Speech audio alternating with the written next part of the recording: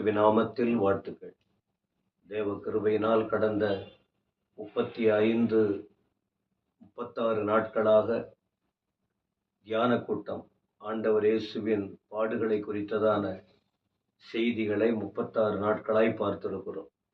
இன்னும் ஒரு நாள் உங்களோடு இந்த வார்த்தையை தியானிக்க தேவன் கொடுத்த தயவுக்காக ஸ்தோத்திரம். நேற்றைய தினத்தில் பேதுரு இயேசு கிறிஸ்துவை பிடிக்க வந்த கூட்டத்தில் ஒரு பிரதான ஆசாரியனுடைய வேலைக்காரன் அவன் காதை வெட்டின விஷயம், அதை குறித்த சில காரியத்தை நேற்று பார்த்தோம்.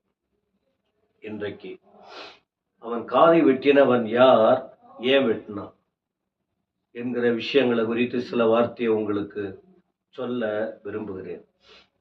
யோவான் 18:10 சொல்லுகிறது, இந்த இடத்துல மட்டும்தான் பேதுரு என்றும் அந்த வேலைக்காரனுடைய பெயரும் சொல்லப்பட்டிருக்கு. மத்தேயு, மார்க்கு, லூக்கா, யோவான் 3-4 புத்தகத்திலும் இதை குறித்த சம்பவம் இருந்தாலும் இப்போது நான் குறிப்பிட்ட அந்த வேத வசனத்தில் மட்டும்தான் பெயர், வெட்டினவன், காரியம் சொல்லப்பட்டிருக்கு. சரி, இதை வெட்டினது யாரு அப்படின்னு சொன்னா சீமோன் பேதுரு. சீமோன் பேதுரு யாரு அப்படின்னா, மத்தேயு 4:17-20 வரைக்கும் பார்க்கும்போது ஆண்டவரின் அழைப்புக்கு கீழ்ப்படிந்தவர். இதற்கு முன்பு கடலிலே மீன்களை பிடித்து கொண்டிருந்த மனுஷன்.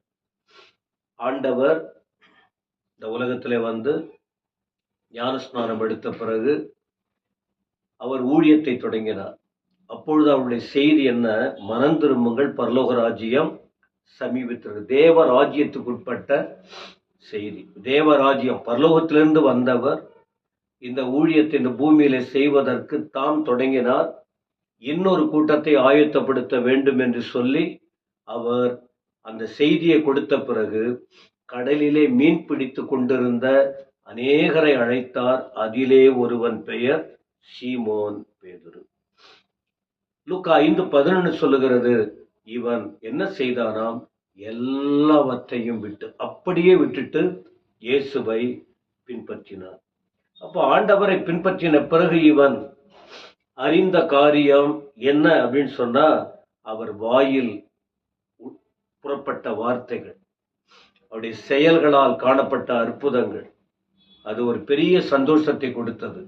இப்படி ஆண்டவர் வார்த்தைக்கு கீழ்ப்படிந்து அவரையே பின்பற்றுகிற ஒரு மனுஷனாக காணப்பட்டார். இரண்டாவது, இவன் என்ன நடந்தது, போதனையை கேட்டு சாதனையை கண்டவன் திடீர்னு சோதனை வந்தது, ஆண்டுடைய போதனையை மறந்துட்டான்.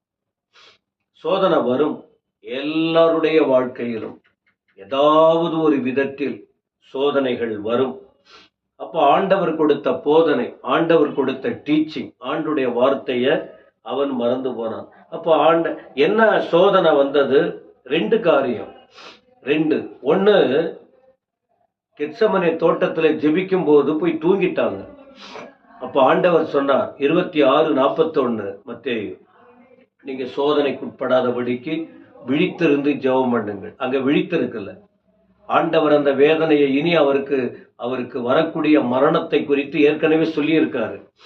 இப்படி அவர் அந்த மரணத்தையொட்டி முன்கூட்டியே அவர் பிதாவோடு கூட கெத்செமனே தோட்டத்துல ஜெபம் பண்ண போனார். அப்ப இவங்களை பேதுரு, யாக்கோபு, யோவானை அழைச்சிக்கிட்டு போனார்.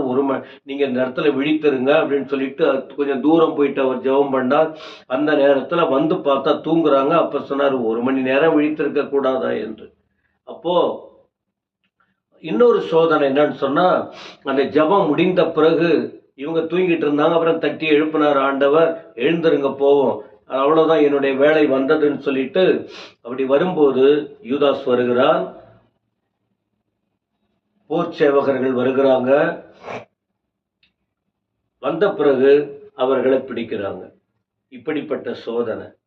அப்ப சோதனை வந்த போது இவன் என்ன செஞ்சிட்டான்னா, பட்டயத்தை எடுத்து அந்த மல்குஸ் என்னுடைய காதை வெட்டி விட்டான். துண்டாக்கப்பட்டது. ஆண்டவர் கொடுத்த போதனை என்ன? ஜெபம் பண்ணுன்னு சொன்னார்.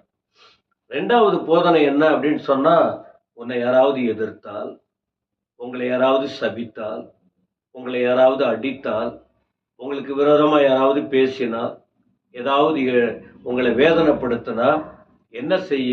அவங்கள நேசிங்க, அவங்கள ஆசீர்வதிங்க, அவங்களுக்காக ஜெபம் பண்ணுங்க.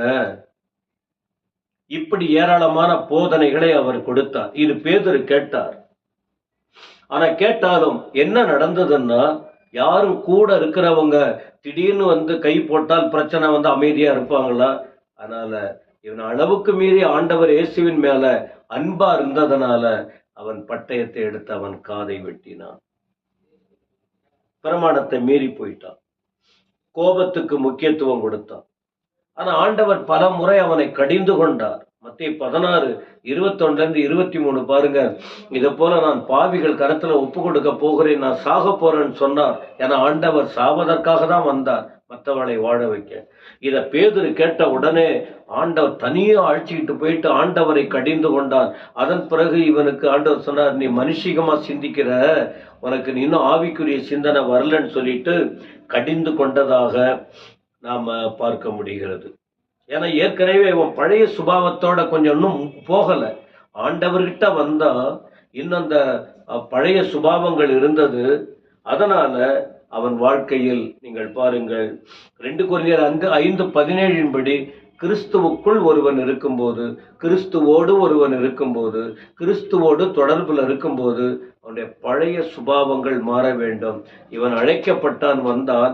ஆனால் அவ்வப்போது அவனுடைய சுபாவங்கள் வெளிப்பட்டதை பார்க்க முடியும்.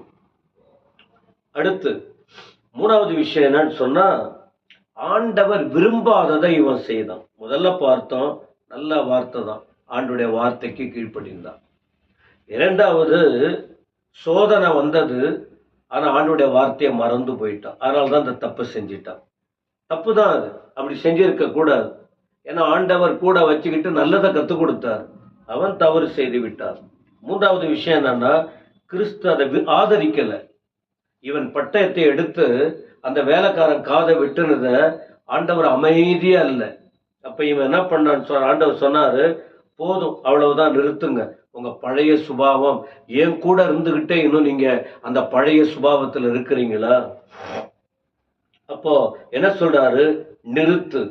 அடுத்து ஒரு வார்த்தை சொன்னார், அந்த பட்டயத்தை உரையில போடு, உரையில போட்டுருங்க. ஏன் இந்த தப்பு பண்ணீங்க? அப்ப தேவன் அந்த காரியத்தை ஆதரிக்கல, தேவன் விரும்பாததை செய்தார். அதன் பிறகு நீங்க பேதுருவின் வாழ்க்கையை பார்த்தால் இது கொஞ்சம் கொஞ்சம் கொஞ்சமா அவன் தூரம் போய்கிட்டு இருக்கான் பாருங்க. மத்தேயு 26:72 பாத்தீங்கன்னா, இயேசுவையே சத்தியம் பண்ணிட்டு மறுதளிக்கிறான். ஆண்டவர் மட்டும் எச்சரிக்கை கொடுத்தார், இப்படி பண்ண போறாப்பான்னு. அதெல்லாம் ஒன்றும் நான் பண்ண மாட்டேன் அப்படின்னு சொல்லிட்டு இவன் ஆண்டவரையே மறுதளிக்க ஆரம்பிக்கிறான். மறுதளிச்சுட்டு, அந்த இயேசு எனக்கு தெரியாது, அவரை பற்றி என்ன கேட்காதீங்க, சத்தியம் பண்றான்.